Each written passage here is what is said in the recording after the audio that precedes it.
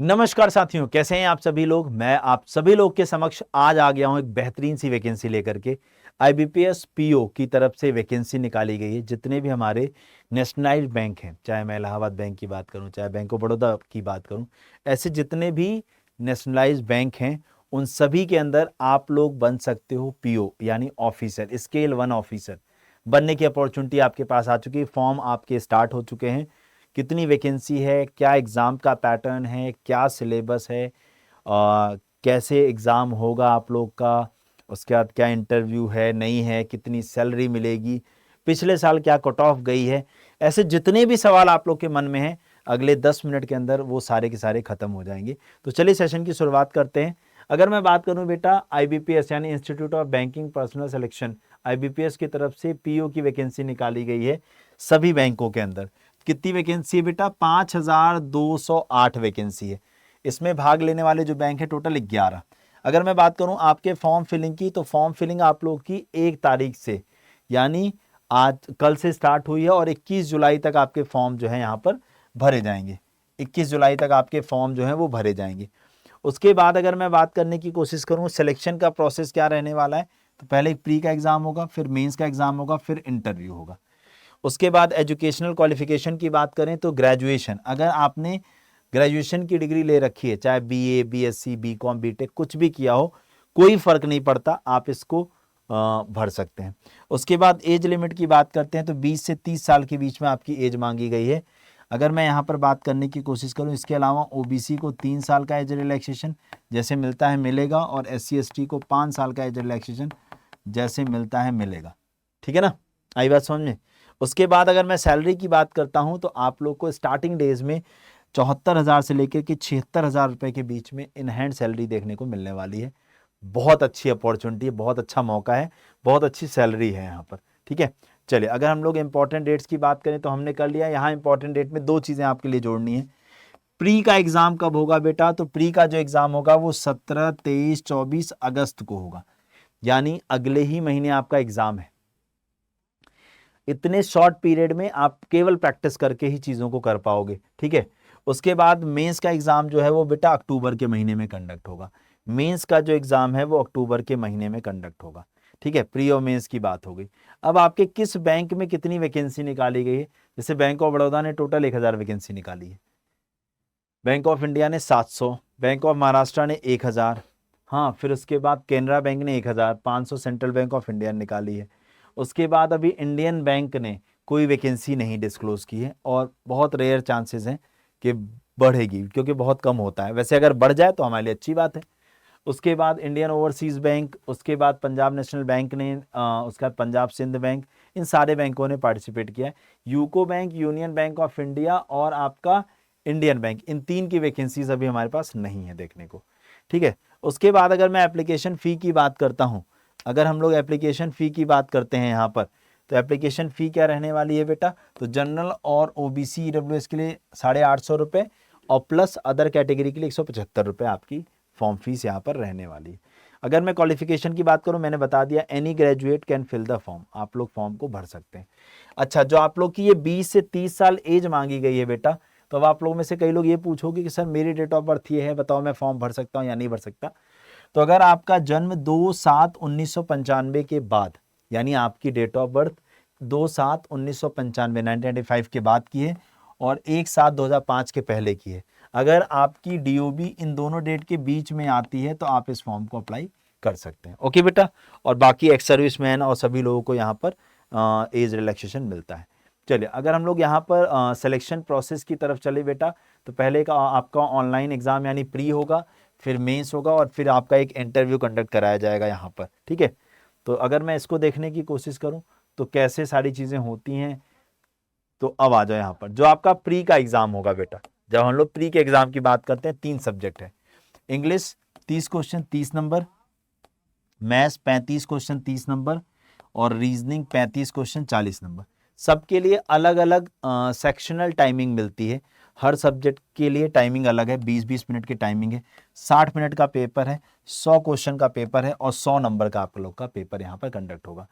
Negative marking की बात करते हैं तो 0.25 यहाँ पर नेगेटिव मार्किंग देखने को मिलती है बेटा, ठीक है। फिर जब आप प्री पास करते हैं फिर आप मेंस के लिए कॉल आता है आपके पास। जब हम मेंस की बात करते हैं यहाँ पर देखो तो रीजनिंग में 40 क्वेश्चन है, 60 नंबर के, 50 मिनट का समय मिलेगा। उसके बाद अगर मैं बात करने की कोशिश करूँ, इंग्लिश 35 क्वेश्चन है, 40 नंबर का। हाँ, यहाँ पर बेटा 1/4 नेगेटिव मार्किंग बोलूंगा मैं, यहाँ पर रुक जाओ, ठीक है, 0.25 ही है ये देखो, ठीक है। चलिए आगे बढ़ते हैं।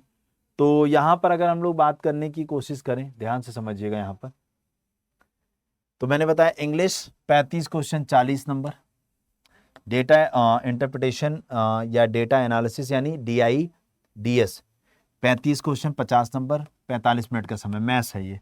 उसके बाद general awareness, banking awareness, financial awareness 35 question 50 number, 25 minute का समय। तो यानी एक तो पेपर ये आपका हुआ जो कि 145 क्वेश्चन का है, 200 नंबर का है, 160 मिनट का हुआ। उसके बाद आपका डिस्क्रिप्टिव पेपर इंग्लिश लैंग्वेज जिसमें लेटर राइटिंग होगी और एसे राइटिंग होगी, 2 क्वेश्चन होंगे, 25 नंबर का होगा और 30 मिनट आपको इसमें दिया जाएगा और आपको सिस्टम पर ही टाइपिंग करनी होगी वहां लेटर लिखना होगा और वहीं पर राइटिंग करनी होगी, ठीक है ना।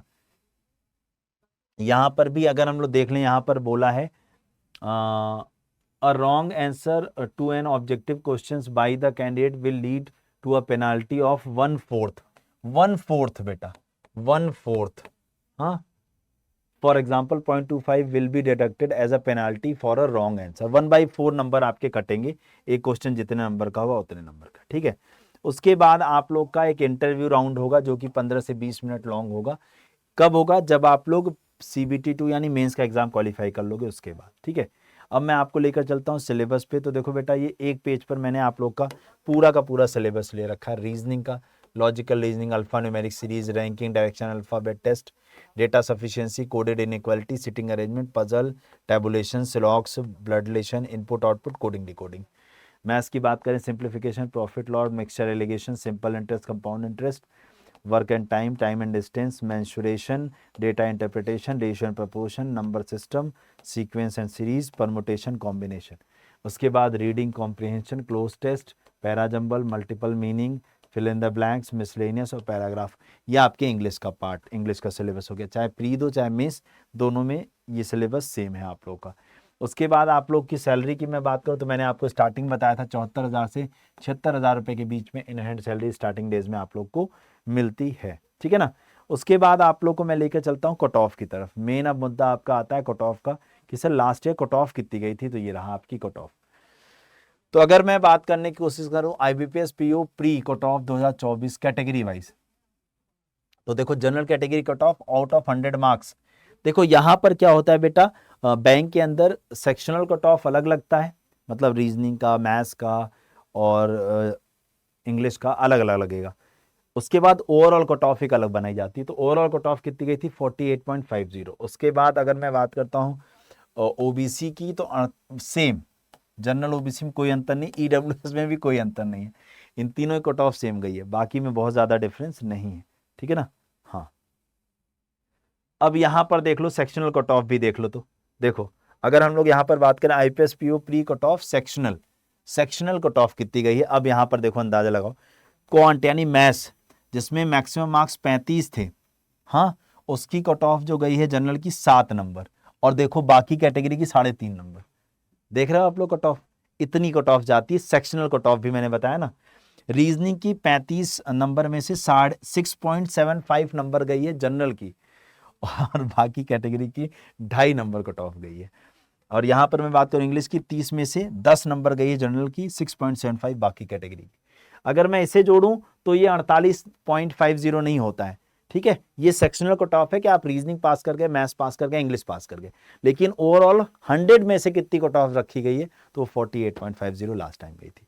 तो उम्मीद तो यही है कि आप लोग इसको अच्छे से समझे होंगे और अब इसमें अच्छे से तैयारी करके आप इस बार सिलेक्शन लोगे।